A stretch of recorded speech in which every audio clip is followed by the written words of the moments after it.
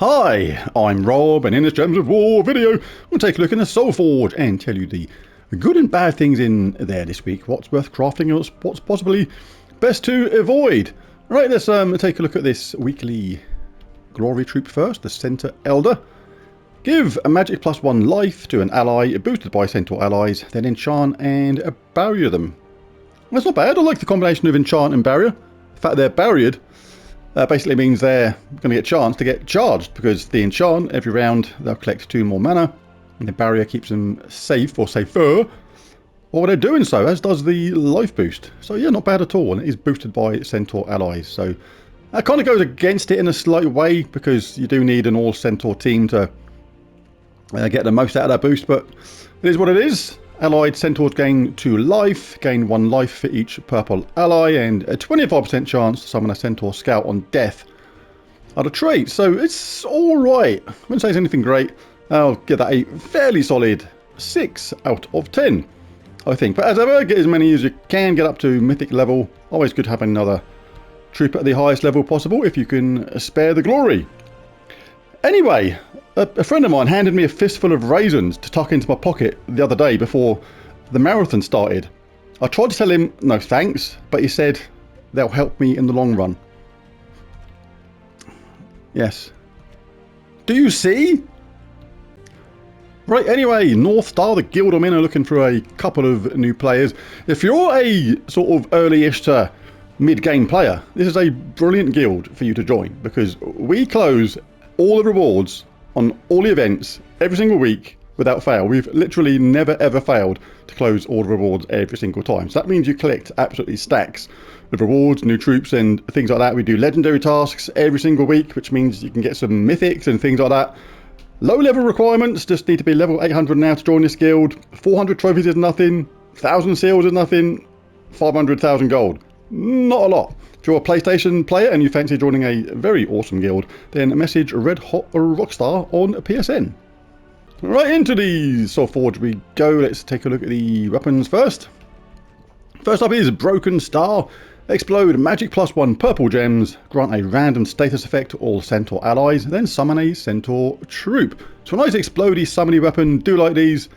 Lots of mana gen, status effects, summon, very, very useful weapons indeed, especially if you're a newer to middle game player. But don't buy it from here, it's the same weapon that's in the invasion shop, so make sure you get it from there instead, because you don't want to spend all your hard-earned resources over here getting it, because diamonds are harder to come by than gems, and you can pick it up with gems from the invasion shop, like I said, so absolutely I would do that. I'll go over all the ones that are here already. They're in my Soulforge extra video. I'll put a link to that in the description below. And next up we have Doomed Chronicle. Dealing magic-based scatter damage with a +4 per tempering level boost. Then create a mix of 6 purple gems and skulls for every purple enemy. Give 3 magic to all allies, and if the enemy has a doom, give 5 more. So quite a lot going on with that. It's got some cool upgrades as well. Webbed is pretty good. Web troops have their magic reduced to 0. With a 10% chance to recover each turn, but it's that down to 0 which makes their spells often largely sort of super ineffective, so it's good for that as well. But that scatter damage, it's very good against all purple enemies, because you basically create stacks of purple gems and skulls against an all purple enemy team, so very effective against them. Very good indeed. Shooting Star, dispel all enemies. Deal magic based damage to an enemy and eliminate half their attack. The spell's really strong, removes all positive status effects like enchant, like barrier, and things like that, so really good against teams that actually sort of rely on status effects or get a lot of status effects on a regular basis. It just stops that absolutely in its tracks and does some damage and eliminates half their attack at the same time. So quite situational, I would say. You would be using that against only certain teams, but a very good counter to certain teams for sure. Rosebow. Damage to an enemy based on your magic, boosted by Divinian Fields allies. Then create a mix of 6 blue and yellow gems for each Divinian Fields ally. Uses green and purple to get charged up, creates a load of blue and yellow. So basically you're still going to need 1 or 2 troops in your team that use blue and or yellow to benefit from all that juicy mana, but they can be very effective. Even in a full team of Divinian Fields allies, they can still fail to get the full match sometimes in a bunch of mana, but they are still pretty reliable. and you do damage at the same time, which is nice. Firefly. Deal damage to an enemy boosted by Centaur allies. Then create a mix of 6 green and yellow gems for each Centaur ally. So very similar to that last weapon, but this one uses a purple and brown, creates green and yellow. So same deal as before, make sure those other Centaur allies use a mix of green and yellow to benefit from all that juicy mana. Staff of the Fields. Remove all yellow gems and deal magic-based damage to an enemy boosted by gems removed. If the enemy is from Divinian Fields, or if the battle is in Divinian Fields, deal double damage. So kind of the anti-Divinian Fields weapon in a way very much restricts what they can do by taking away that yellow, because yellow is the colour that they like the most. So pretty situational, but when that situation is required, not a bad weapon. It's one of the cheaper ones to craft as well, at a mere 75 diamonds. Always worth crafting these cheaper weapons for me. You're going to reach a part in the game where you need a certain amount of weapons from certain kingdoms fully leveled up by getting all the upgrades to progress in the game, so certainly worth doing it just for that kind of thing alone. Eye of Orion. Explode magic +1 yellow gems. Grant a random status effect to all Divinian Field allies, then summon a Divinian Field troop. So another explodey summoning weapon, but using different colours this time, so it's nice to have that choice. Wonder Stars isn't in my Soulforge extra video, but if you haven't crafted it, just craft it. It's just the best weapon in the game. Creating those 6 elemental stars and bless all allies, or create 7 umbral stars and curse all enemies. So very, very good. That bless and curse, really amazing, and awesome mana gen at the same time most of the time. Can backfire, but it's generally fairly reliable if you choose the right option based on what's on the board. Verdant Reaver. Deal magic-based damage to an enemy boosted by green allies and Centaur allies. So a basic weapon with boost, but it does have tangling and leaf as part of its upgrade, which is pretty cool. Like leaf is green, so when you cast it you start a leaf storm, and this uses green to get charged up, which means it's going to get charged up quicker. And tangling, you entangle the first enemy, really effective against skull-based teams, because as soon as you cast this, you can get the top troop entangled, meaning their skulls, if they're basing their team on skulls for example, are going to be largely ineffective. And that is it. Right, let's jump into the troops now and have a look what's in there. We'll have a look at through these summoning stones first. Always worth looking through these, especially if you're a newer player.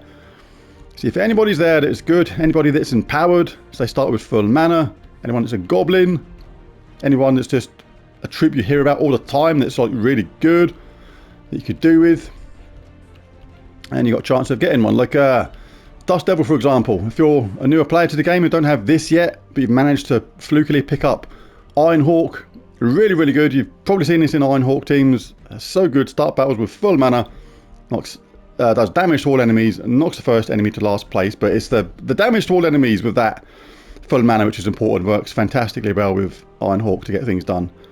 Really quick on explore level 1s. And what else we got there? Nothing too fantastic there, but I do like Clockwork Sphinx as a troop. Really, really good. Still find its way into teams now and again. What else we got here? Nothing too amazing there.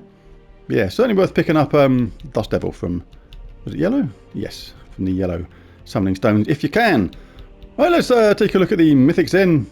Start at the bottom and work our way up. Same as before, all the troops that are here all the time are in my Soulforge extra video, so no need to go over all of those. And first Mythic up is Amatiel. She's got the look, definitely looks good, but has she got the hook to make you want to make her a crafter? What a thing. You don't make her, you craft them. And I wish I had an angel. Wow, a fantastic song by Nightwish as well. Wish I had an angel. Oh, I'm going to have to play that later now. Reminded me of that awesome song. Nightwish, awesome band. Anyway, explode all angel gems. Deal magic +1 damage to all enemies, boosted by undead and daemon enemies. So, basic damage to all with a boost. It does get boosted further by the fact that she creates 1 angel gem when her turn begins. And in fact, the way our spell works, she is guaranteed to explode those angel gems. But she does have immune to mana burn, mana drain and mana steal as well, which is pretty cool. Gets her mana, pretty much keeps it. And all allies gain 2 random skill points. Is a okay-ish first trait. The first trait is rarely that good. Yeah, but she's good-ish, but far from essential, I would say. Nebuladrix is the dragon on rotation this week. This one does a huge amount of damage to all enemies, converts 5 green gems to green dragon gems with a 10% chance for an extra turn boosted by green gems. So this is a cosmic dragon. So basically if you need this one, you've already done the gem dragons. You've already crafted all them on the way to getting, on the path to getting Stellarix. What I usually say with these is, if this is the only dragon you need to finish your collection of cosmic dragons, then it is definitely worth the extra 2,000 or the extra dragonite it costs to get it done. Because you've done the gem dragons already. These are the cosmic ones. This is the last one you need. You may as well just guarantee it. Otherwise, you're going to get super frustrated if you just keep on getting duplicates when going for those. Because it's the last one, then basically you've got a pretty high chance of getting a duplicate 2 or 3 times before you craft this one. So if it's the last dragon you need on the path to getting Stellarix, I would definitely say it's worth using that extra dragonite. But a player's choice, if you get lucky and you just get it by pure fluke, you'll have saved yourself a bunch of dragonite. So each to their own, but I know what I would do. Next up we have Cantur. Magic +1 true damage to the first and last enemies, boosted by blue gems. The traits are nothing fantastic. Submerge myself when I take damage is alright. Reduce damage from skulls by 25%. Not bad. You'd have thought that hard shell would have been a bit more than that maybe, but hey ho. It is what it is. And give 4 armor to all blue allies when matching blue gems. Creates a set of nothing special traits, but does guarantee damage to the first and last enemies, which can be good if you're basically against excuse me, a team where you want to target those first and last enemies, because you will hit them, and it's with a boost as well, and it's true damage, so not bad but not spectacular at all. Next up we have Amarok. Do like me a bit of Amarok. Doesn't sound that good, but in a red heavy team that creates a lot of red, this thing can be absolutely lethal. Does damage to an enemy with a 10% chance to devour them, boosted by red gems and burning enemies at a ×4 ratio. The enemy dies, create 9 red gems. If you've got a red storm during that and you create those red gems, you can charge them up and you can do it again. And you can just rip through the enemy so fast with just constant devours. It is really fun when he works well. Immune to burning and fairy fire is the first trait. Reduce damage from skulls by 50% is the second one. And burn and stun a random enemy when matching 4 or more gems is the third one. So Amarok, yes, I do like me a bit of that hot dog, as it says there. Zilopochtli deals magic-based damage to an enemy boosted by purple gems, and if there's a storm, deal double damage. There's lots of ways of guaranteeing a storm in this game. And if the enemy dies, create 12 skulls. So you want to damage them enough, basically, to get to the point where you're going to kill them off and then create those skulls. But the skulls can work against you, even though it's 12 skulls, which is quite a lot. There's not that many skulls on the board they can work against you. You can actually set the enemy up, and it's like, hang on, I cast this, didn't do that much damage, and ended up getting bashed more than I bashed them, which is not ideal. Does inflict death mark when doing skull damage though. Immune to poison disease, lycanthropy and death mark is alright. And deal 12 damage to a random enemy when matching yellow gems is probably one of the best things about it, to be fair. But even that works against it, because you match yellow gems, it doesn't use yellow. And you may collect yellow for another troop. That's the only way to sort of make that justified. But hey, it is what it is. He's got a funny name and he's got a funny spell. He's got funny traits. He's a bit funny all around. Is Zilopochtli. And he's even got a funny name, like I just said anyway. Let's take a quick look at the legendaries. Hindler, Frost Round, still fairly decent. Dealing splash damage to an enemy, freeze all affected enemies, and summon a giant troop at the same time. Not too shabby. Or giant allies gain 2 life and 2 magic on 4 or 5 gem matches is pretty cool. At the same time, pretty cool. Freeze. The jokes write themselves sometimes. Deals Media. Deals magic +3 damage to all enemies. Enchant all ally daemons and barrier all ally mythics. All mythics gain 1 magic on 4 or 5 gem matches is the best one of the traits. So she's still okay as well for a legendary. And we have Waneros. Very good. I do like this spell. Drain 7 mana from all enemies and inflict fairy fire and burn them. It's the fairy fire this is really useful for. Fairy fire afflicted troops. That was a bit of a tongue twister. take 50% extra damage from incoming spells. So getting that Fairy Fire guaranteed when you cast that is pretty cool. And as a bonus, you get to summon 1 to 3 nightmares as well with those set of traits at the same time. Eliminating 1 magic from all enemies when an ally casts a spell. Slow but sure withering away of the enemy's spell. And I went past someone somewhere. Where did I go past the last one? Oh, he's up here, look. Leviathan. Dispel all enemies and deal damage to them, magic +1, boosted by blue gems, and knock the first enemy to last position. The knock the first enemy to last position can be actually quite good sometimes if the enemy relies on their team being in a particular order. And the spell, as we spoke about earlier, is actually pretty useful. Immune to Devour is good against Devour-hungry teams, and Submerge myself on 4 or 5 gem matches is good for avoiding those damage to all troops and things like that. But who gets my Mythic of the Week? It is not going to be Zilopochtli. Funny name, funny face, funny spell, funny traits. Ugh. Not a fan. Probably good in certain teams, but not a fan. Amarok, very strong in a red heavy team with a red storm. You can get Devour after Devour. A lot of fun there.